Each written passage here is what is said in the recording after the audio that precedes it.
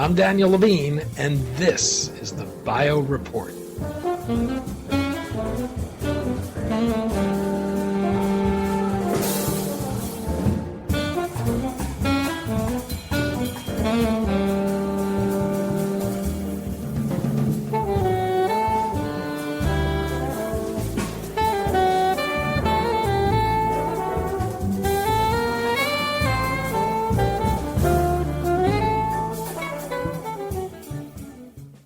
It's been understood for more than 60 years that cancer cells overproduce sugars on their surface. More recently, it's been discovered that these sugars can help cancer cells evade the immune system. Palleon Pharmaceuticals is developing immunotherapies that work by targeting these cell surface sugars and make these cells vulnerable to attack. We spoke to David Feltquate, Chief Medical Officer of Palleon, about the potential to harness glycobiology to treat cancer, how the company is working to modulate cell surface sugars, and its emerging pipeline of glyco-immuno therapies.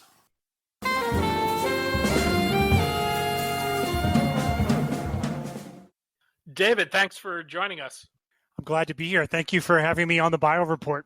We're going to talk about the role sugars play in the growth and spread of cancer, Palleon Pharmaceuticals, and its efforts to develop immune therapies that work by targeting cell surface sugars that can play a role in hiding tumors from the immune system.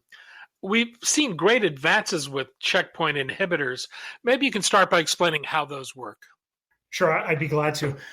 I was very fortunate in my career. I was able to work at BMS and on all of the checkpoint inhibitor programs there. And so we've learned a lot about how these work. In its simplest sense, all immune checkpoint inhibitors work in a very similar way. When the immune system gets activated, it's very important that there are mechanisms to turn it back down. So nature has provided a number of biologic signaling pathways to do that. And these pathways are basically checkpoints. They're putting a check on the activation status. And so immune checkpoint inhibitors are simply drugs that block those inhibiting pathways. So by having a drug that inhibits an inhibiting mechanism, the net effect is to activate or maintain activity of the immune system. And this is why it's important in oncology. How effective are the existing checkpoint inhibitors, and what happens when they don't work as desired? There are a number of checkpoint molecules, and many of these have had drugs developed against them. Only a subset of them have actually shown clinical benefit. They are CTLA-4 as a target, the PD-1 and PD-L1 pathway. PD-1's a receptor, PD-L1's a ligand, and then LAG-3. The only other one that's shown a little bit of activity is against TIGIT, and it just remains to be determined whether that shows true benefit. So in these, whereas other checkpoint targets have yet to show benefit. So it's only in a subset. In those targets that have shown benefit, CTLA-4 and targeting PD-1 or PD-L1 have shown improvements in survival across multiple different tumor types. LAG-3 is new enough that we've seen benefit in terms of progression-free survival, but we haven't had enough follow-up to know about improvements in survival. Now, I mentioned that these have shown benefit across multiple tumor types, and that's excellent. That's actually transformed the field. What's unfortunate is that only a minority of patients within any given tumor type are benefiting from these agents as monotherapies. We've combined these with other therapies, and together they have had additive effects, and more patients can benefit, but there's still not a majority of patients that are benefiting. And so there's plenty of room to go to find other therapies that can further activate the immune system. Palleon is focused on glyco-immunology and, in particular, siloglycans. It's been known for more than 60 years that cancer cells overproduce siloglycans on their surface. Nevertheless, it's only recent that cancer treatment strategies have turned to these. What's happened to elevate siloglycans and the role they play in cancer? Yeah, it's a really interesting question to look back at the history of this. Let me tell you a story about how I've started to think about immune resistance and the importance of other pathways. Early on, as we were developing checkpoint inhibitors, we started to notice an interesting pattern. Only a minority of patients were benefiting, as we discussed previously, but we started to look for the factors that were associated for more patients being more likely to benefit. So patients whose tumors have high tumor mutational burden are more likely to benefit. They have more because they have more tumor antigens that can be recognized by the immune system. We also know that patients whose tumors have PD-L1 expression on the tumor or on infiltrating immune cells are more likely to respond. And in fact, we know tumors that already have a pre-existing immune infiltrate are more likely to respond. One of the tumor types that has all of these factors is something called MSI-high colorectal cancer. These are patients who have inherited defects in fixing mistakes in DNA, and so they have a lot of tumor mutations that the immune system can recognize. They're full of infiltrated immune cells and a lot of PD-L1 expression. You would expect that the vast majority of patients would respond to a checkpoint inhibitor, and it turns out that's not the case. Only about 30% of patients benefit from monotherapy, and maybe another 20% have durable stable disease, which is another form of benefit. But that means that half the patients are not deriving benefit. Why would that be? What are the other factors that are driving this resistance or lack of responsiveness? And BMS and at other companies, many people have been looking for this, doing a lot of work on what I call omic biology. They're looking at the genome, RNA, DNA. They're looking at the proteome. They're looking at the metabolome. And there's been a lot of interesting data coming out of that work, a lot of hypotheses what might be driving resistance. But very little of that has actually translated into solving and finding a way to intervene on relevant biology. In other words, it's not really showing us what's the important drivers of resistance. And for me, that's an enigma. It's a question of what could this be? And as I've thought through it over time, it seemed to me maybe part of the problem is we're missing something. Maybe we're not measuring the right things. And if we're not measuring something, that's where we're blind to it. I call that dark matter. And so for years, I had been on the lookout for dark matter. Dark matter is simply something we're not measuring, but in this context, this substance would have a biologic effect of regulating the immune system. After many years, I happened to find out about Palleon and learning about sialoglycans and their role in immune regulation. And the light bulb went off for me that this is it. This is what I've been looking for. It's something that's not typically measured. People don't typically measure the sugars that are on the outside of tumor cells. Yet there's a lot of evidence supporting the very important role that sialoglycans play in immune regulation. And it's very interesting. It plays a role on both sides of the equation. When there's too many sialoglycans, they have an inhibitory effect, and we'll talk about why in a moment. And that's important in oncology, chronic infections. When there's too little, it's associated with certain autoimmune diseases. And so what this tells us is there is an immunoregulatory axis controlled by sialoglycans, and that this could be very important. Now, you asked, why now? What have we learned now? What's changed? What's changed is about 10 to 15 years ago, there were new tools created to measure these sialoglycans, the sugars on the outside of the tumors. One of our scientific founders, Carolyn Bertozzi, is a chemist, and she developed the tools that are something she calls bioorthogonal chemistry. It allows scientists to manipulate individual carbohydrate structures and do it in living systems so we can see the cell biologic impact of those changes. For the glycobiology field, this is like the invention of the microscope. What was not observable and what could not be understood before, now we're able to understand and see the impact all these different structures can have on cell biologic systems, including the immune system. Carolyn and others about 10 years ago started to ask questions about this. She was familiar with what you described earlier, that for over 60 years, we've known that patients with tumors that are hypersialylated have much worse outcomes. And she wanted to know why. So she applied her tools to this, and she was able to demonstrate quite conclusively that these siloglycans are directly interacting with immune cells and they're inhibiting them. And that if she removed them, the immune cells became active again.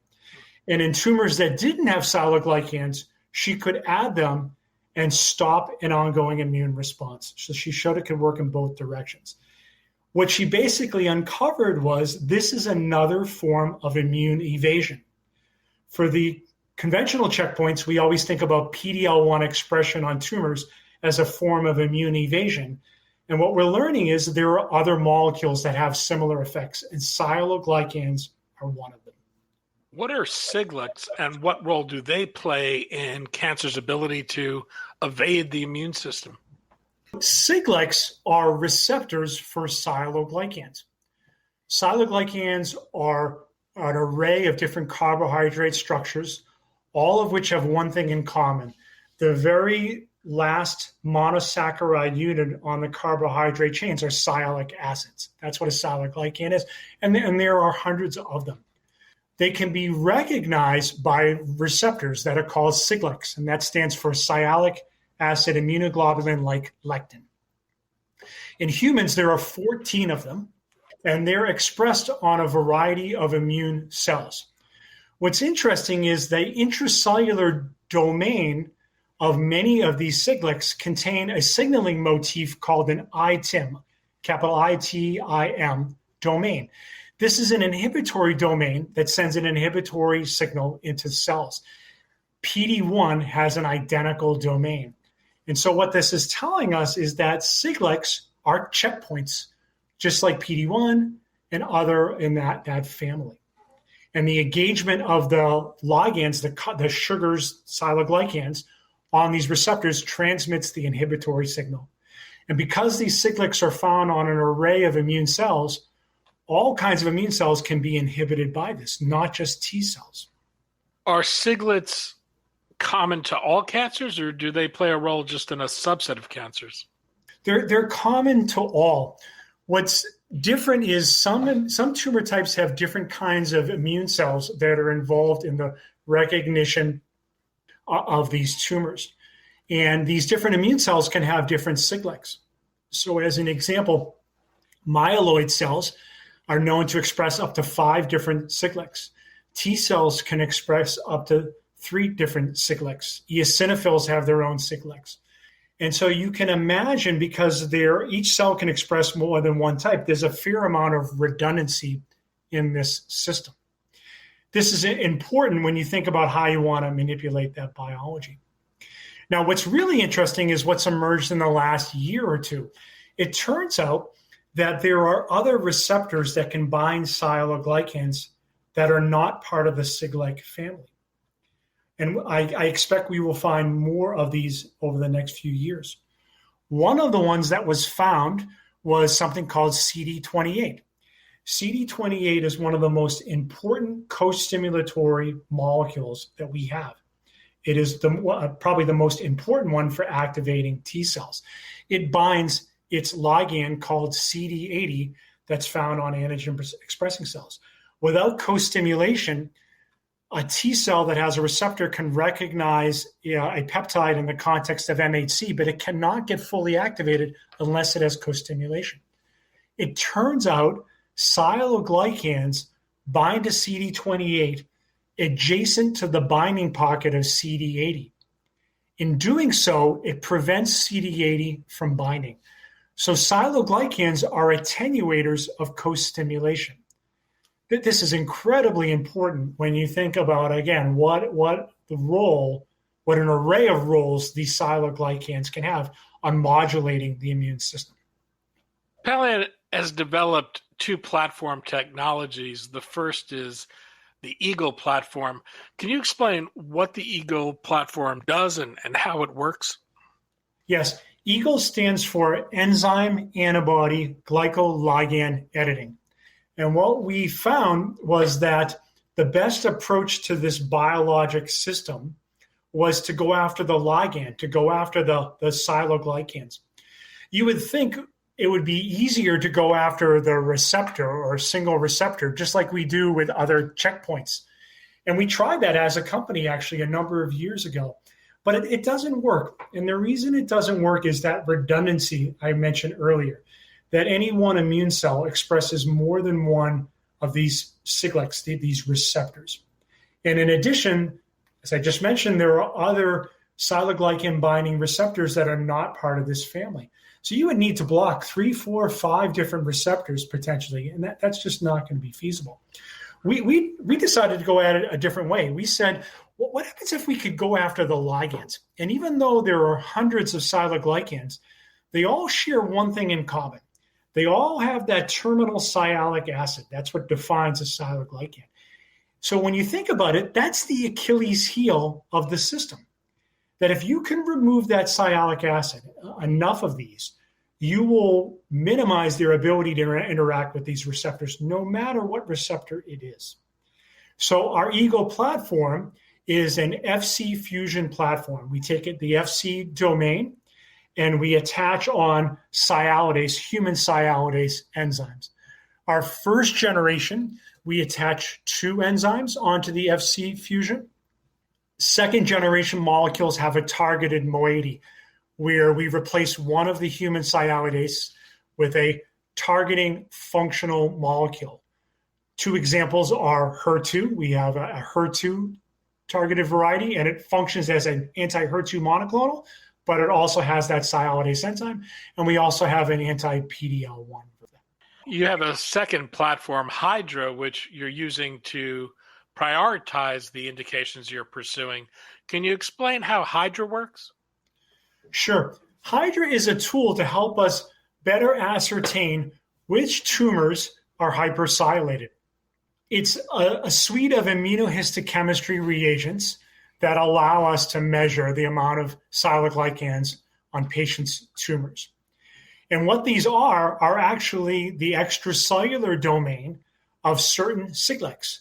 Nature provided us with the perfect tool to measure siloglycans. It's siglecs.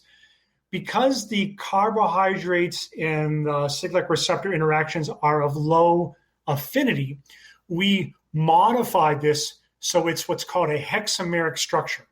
It actually has 6 domains to it, and therefore it increases the avidity of this. And as a result, the signal and noise for this reagent is outstanding. And so it's a very unique suite of immunohistochemistry reagents.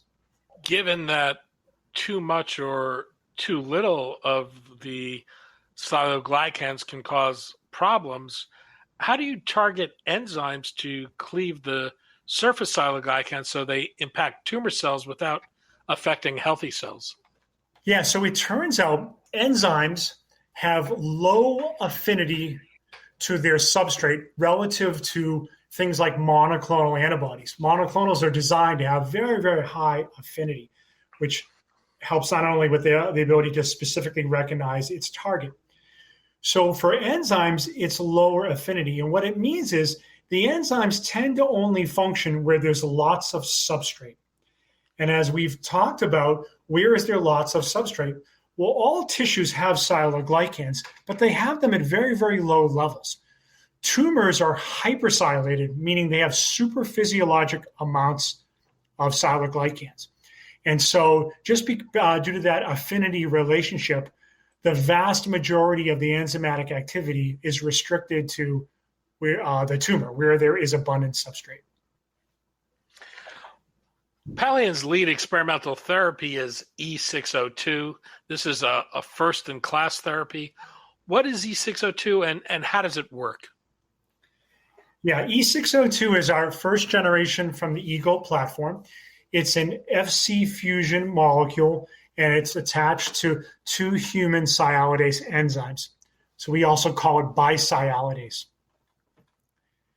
And the way it works is the FC fusion allows it to have a greater half-life.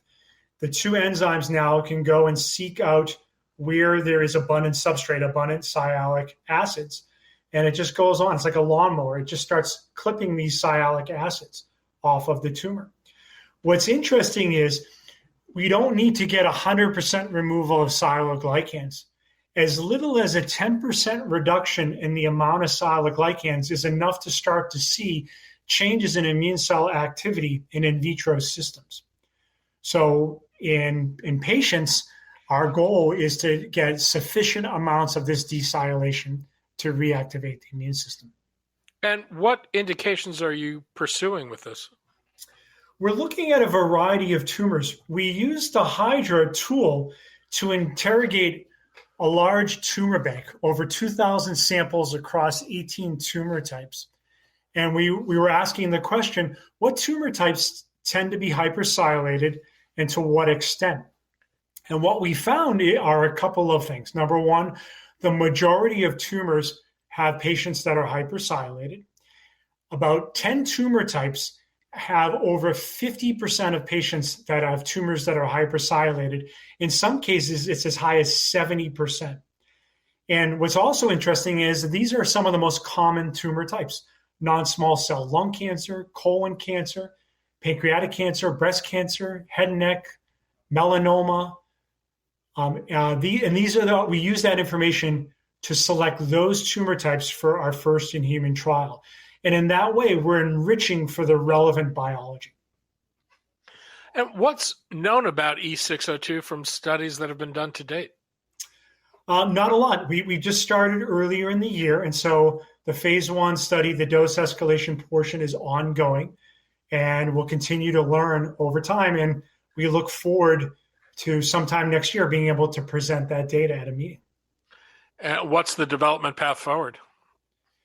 Well, the development plan is to do the first in-human study, which is monotherapy safety, so monotherapy dose escalation, as well as generating safety data combining with anti-PD-1.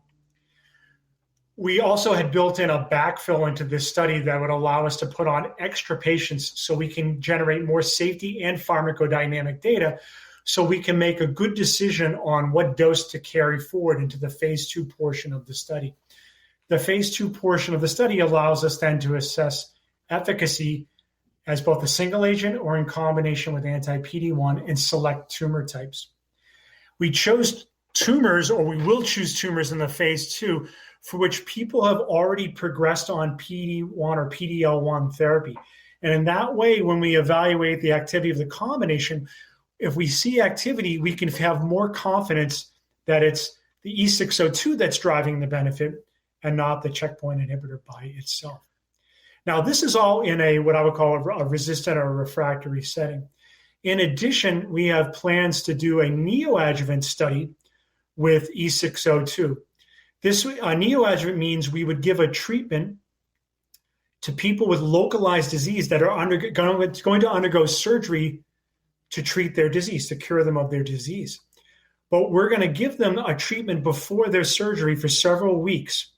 And then when they have their surgery and their tumor is removed, we can look to see if their tumor has been shrunk, reduced, or has gone away.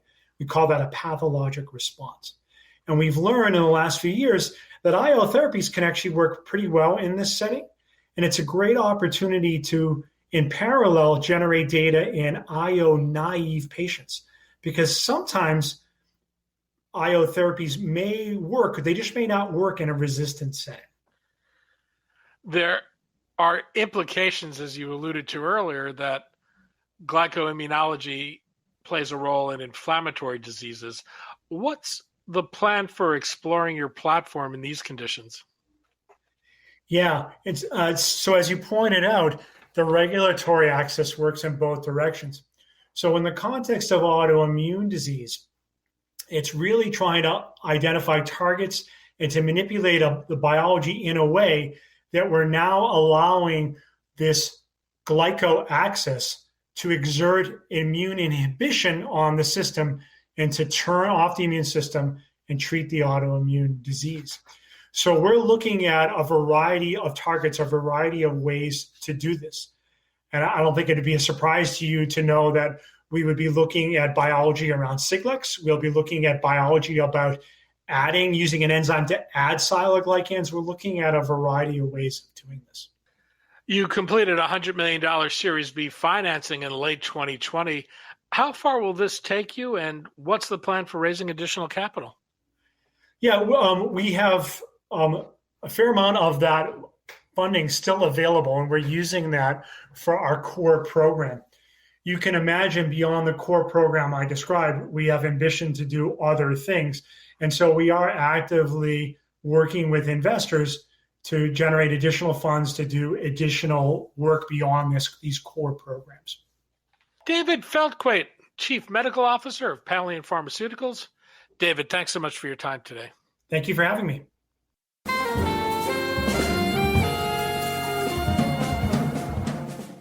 Thanks for listening. The Bio Report is a production of the Levine Media Group. To automatically download this podcast each week, subscribe to our RSS feed or through iTunes or other podcast manager. To join our mailing list, go to levinemediagroup.com. We'd love to hear from you. If you want to drop us a line or are interested in sponsoring this podcast, send email to danny@levinemediagroup.com. Special thanks to Jonah Levine, who composed our theme music, and the Jonah Levine Collective, which performs it.